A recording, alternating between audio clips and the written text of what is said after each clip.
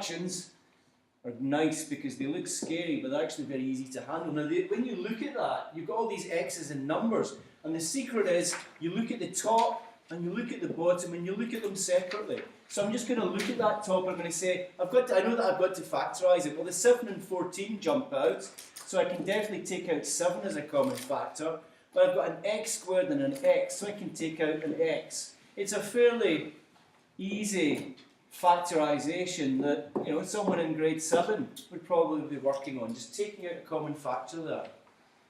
And then you look at the bottom one separately and you look at that and you say, well, I've got a 2 and a 4, so 2 is a common factor. And again, I've got this x squared and x, so x is a common factor. And then let's see what's left behind if I take out that. Well, I'll have an x plus 2. So, once you've done that, what you then do is you look at it and you say, right, what do the numerator and denominator have in common? Obviously these two. So these two cancel each other out. Right? Just in other words, if you were using numbers, you might put a 1 there, right? Just to show that they cancel out. I can also cancel out the 7s. So in the end, that very complicated algebraic fraction simplifies to 7 over 2. And that's it, finished. Next one down is also, okay, you've got letters in there now, but it's still algebra. It's an algebraic fraction. And you've got to think, okay, I'm going to factorise the top and the bottom. You might focus on the bottom first because that's a bit easier. You've just got b as a common factor. Be careful when you factorise this part here. You don't leave 0 behind.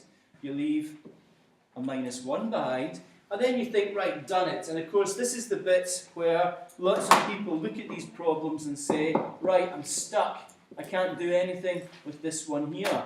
However, notice you've got a square number and a square number with a big minus in between, and it's a basic difference of squares. So that's one to definitely watch out for. It's a very common one to give students in this type of problem. And if I look at that, it doesn't look like we get anything that can cancel there, any mistakes in that at all. A minus 1.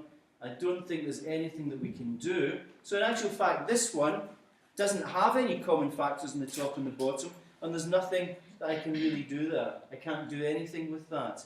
Don't be tempted to think that you can do things like this. Right? That's definitely not allowed. Okay? You can't cancel things like that. You've got to factorise them first, and then look for the common factors in the top and the bottom. And we don't have one there, so that's fine. We've factorised it, and we can't see anything, we just leave it. That's the final answer. So that one we just keep.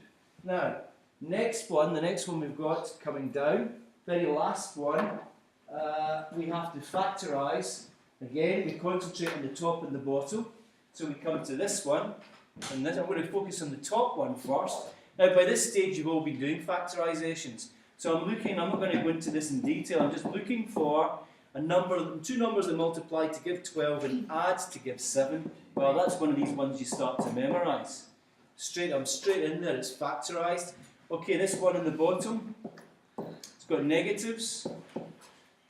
Okay, I have to think a bit. Now I want to get a minus 1, so I'm actually thinking straight away, minus 4 and 3. If I add those together, I'm going to get my minus 1 in the middle, so it's x minus 4, x plus 3. Now at this stage, if you're in a test or something, this is where you start smiling to yourself, because once you've factorised it and you can actually see that you've got a common factor in the top and the bottom, it basically tells you that you've gone down the correct road. It's all worked out in the end, and you can sit back and be happy. Alright? And that's basically